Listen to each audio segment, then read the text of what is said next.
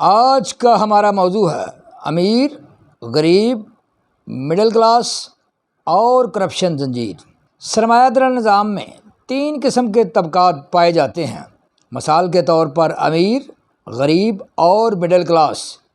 یہ طبقات تقریباً ہر شعبہ میں پائے جاتے ہیں، چاہے وہ سرکاری شعبہ ہو یا غیر سرکاری شعبہ ہو، یعنی قربانی لینے والے، قربانی دینے والے اور مڈل مین یعنی قربانی دینے والے، تیار کرنے والے۔ سرمایہ دارانہ نظام سے مراد ایسا معاشی نظام ہے جو کہ پرائیویٹ ملکیت پر یقین رکھتا ہے، جو پیداوار اور منافع کو تقویت دیتا ہے، جو market economy, price system, private property, private rights اور لیبر اجرت کو اچھے طریقے سے کنٹرول کرتا ہے۔ امیر، غریب اور مڈل کلاس یعنی 3 طبقات سرمایہ دارانہ نظام نے کیسے پیدا کیے اور یہ تینوں طبقات کیسے ایک زنجیر میں ڈھلتے ہیں، کیسے سرمایہ دارانہ نظام میں کرپشن پھیلتی ہے، اس کی تفصیل کچھ یوں ہے۔ زرعی انقلاب کے بعد ریاست وجود میں آئی، جس کے بعد انسانی معاشرہ 3 طبقات میں بٹ گیا۔ مثال کے طور پر بادشاہ وجود میں آیا، اس نے لگان یا ٹیکس لینے کے لیے جاگیردار پیدا کیے اور جاگیرداروں نے زرعی پیداوار حاصل کرنے کے لیے کسان کا شعبہ قائم کیا۔ ایسے ہی جب صنعتی انقلاب آیا تو مختلف ممالک میں مختلف حکمران پیدا ہوئے، مختلف شعبہ جات کے مختلف انجینئرز وجود میں آئے اور مختلف ورکر کلاس نے کام کرنا شروع کیا۔ کسی بھی معاشرہ کو سنوارنے اور بگاڑنے میں اہم کردار صحافی ادا کرتے ہیں۔ جرنلسٹوں کی بھی 3 اقسام ہیں۔ ایک وہ صحافی ہیں جو کہ انٹرنیشنل صحافی ہیں، جن کی سالانہ آمدنی کروڑوں میں ہے، جن کے بچے غیر ممالک میں پڑھتے ہیں اور جن کی رہائش پاکستان میں بھی ہے اور غیر ممالک میں بھی ہے۔ یہ ہمیشہ عالمی طاقتوں کے مفادات کے لیے کام کرتے ہیں۔ ایسے ہی کچھ صحافی صرف پاکستان میں صحافت کرتے ہیں، ان کی فیملی اور ان کی رہائش بھی پاکستان کے اندر ہی ہے۔ تیسرے صحافی وہ ہیں جو ورکنگ کلاس میں آتے ہیں، جو خبریں اکٹھی کرتے ہیں، کبھی کسی بیماری کا شکار ہو جاتے ہیں اور کبھی کسی حادثے کا شکار ہو جاتے ہیں۔ غرض نہ ہی سب صحافی اچھے ہیں اور نہ ہی سب صحافی برے ہیں، نہ ہی سب صحافی امیر ہیں اور نہ ہی سب صحافی غریب ہیں۔ 3 قسم کے اساتذہ ہیں۔ ایک وہ ہیں جو یونیورسٹی میں تعلیم دیتے ہیں، ایک وہ ہیں جو کہ کالج میں تعلیم دیتے ہیں، تیسرے وہ ہیں جو کہ سکول میں تعلیم دیتے ہیں۔ تینوں اساتذہ کی سائیکالوجی مختلف ہے۔ یونیورسٹی اساتذہ خوشحال طبقہ ہے، کالج اساتذہ مڈل کلاس میں آتے ہیں، جبکہ سکول اساتذہ کی اکثریت لوئر مڈل کلاس میں آتی ہے، اور سکول اساتذہ اکثریت اپنے ساتھ معاشرے کی ناانصافی کا تذکرہ کرتے رہتے ہیں۔ علماء کی بھی 3 اقسام ہیں۔ ایک وہ علماء ہیں جو کہ سیاسی ہیں، ان کی اکثریت مذہب کو ہتھیار کے طور پر استعمال کرتی ہے۔ یہ مغربی ممالک میں تبلیغ کے لیے جاتے ہیں، ان کے بچے بھی مغربی ممالک میں پڑھتے ہیں اور وہیں ان کی اپنی رہائش بھی ہوتی ہے۔ افریقی ممالک میں سیاست اور تبلیغ کے لیے عام طور پر یہ نہیں جاتے، کیونکہ وہاں گرمی ہے اور وہاں سے رقم کے ملنے کی امید بھی کم ہے، اور نہ ہی یہ بلوچستان اور سندھ کے غریب علاقوں میں تبلیغ کے لیے جاتے ہیں۔ اپنے ملک کے اندر قدامت پسندی کو فروغ دیتے ہیں اور مذہبی تعلیم پر زور دیتے ہیں، لیکن اپنے بچوں کو مغربی ممالک میں اعلیٰ تعلیم کے لیے بھجواتے ہیں۔ دوسرے وہ مذہبی علماء ہیں جو کہ پاکستان میں ہی رہتے ہیں، پاکستان کے اندر ہی مدرسہ اور مسجد کا انتظام کرتے ہیں اور کسی حد تک خوشحال زندگی گزارتے ہیں اور ہائر مڈل کلاس میں آتے ہیں۔ تیسرے وہ غریب مولوی ہیں جو کہ چھوٹی مساجد میں قاری کی حیثیت سے بچوں کو پڑھاتے ہیں، جمعہ کی نماز پڑھاتے ہیں اور ایک عام اور سادہ زندگی گزارتے ہیں۔ لیکن یہ عجیب اتفاق ہے کہ جہاد کرنے کے لیے صرف غیر علماء کے بچے جاتے ہیں۔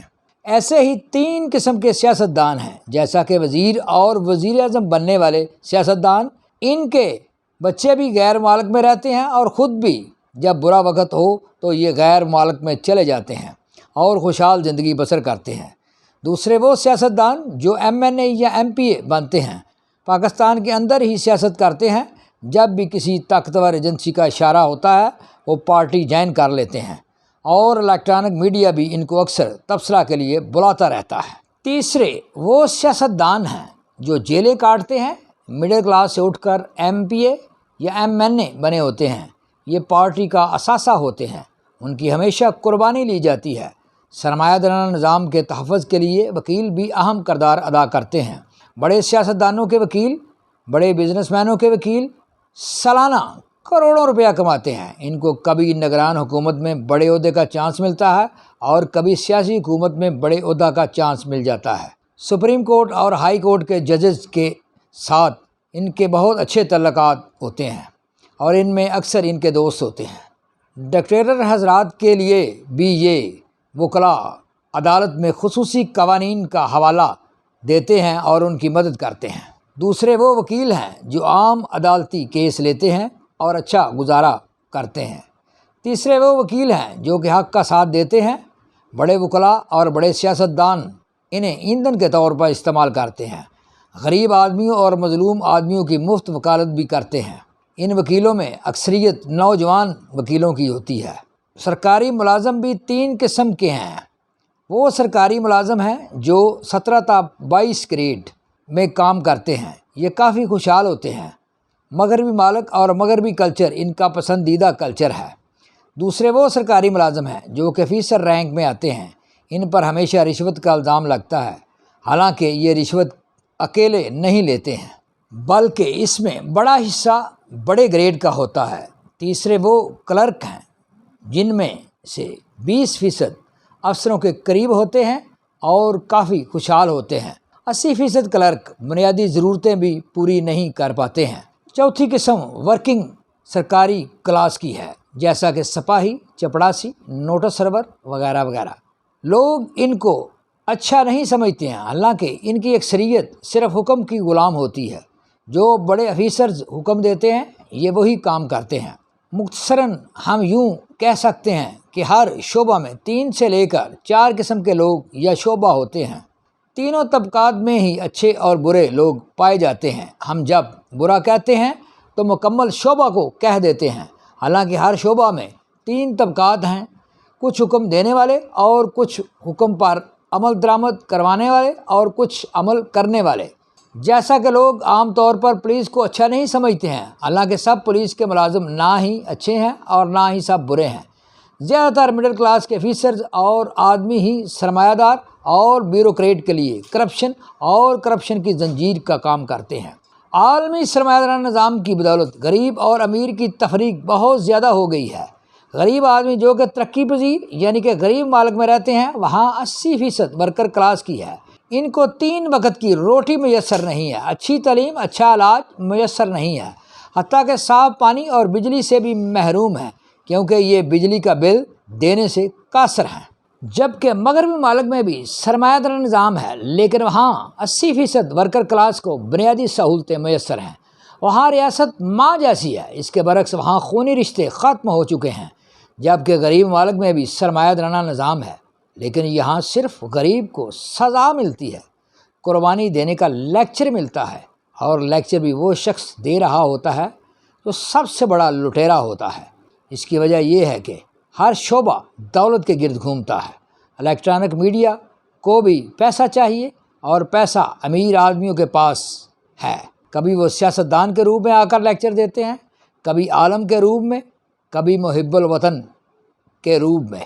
الیکٹرانک میڈیا پر غریب اور مظلوم کی آواز بھی کبھی کبھی نظر آتی ہے تاکہ میڈیا کی غیر جانبدارانہ پالیسی کا حوالہ دیا جا سکے۔ 80% ورکر کلاس کو انصاف اور بنیادی سہولتیں اس لیے میسر نہیں ہیں کیونکہ ان کی اپنی کوئی مضبوط نیشنل لیول کی یونین نہیں ہے، جیسا کہ کسان یونین، مزدور یونین اور کلرک یونین وغیرہ وغیرہ۔ علاوہ ازیں مزدور، کسان اور کلرک سوشل میڈیا کا استعمال بھی اچھے طریقے سے نہیں کر رہے ہیں۔ یونین اور سوشل میڈیا ہی 80% ورکر کلاس کو انصاف اور بنیادی سہولتیں دینے میں مدد کر سکتا ہے۔ یہی تاریخ کا سبق ہے۔ Please like, comments, share and subscribe my YouTube channel TSC Tarak Search Channel and my YouTube channel TSC Tarak Study Channel Shorts. Thank you.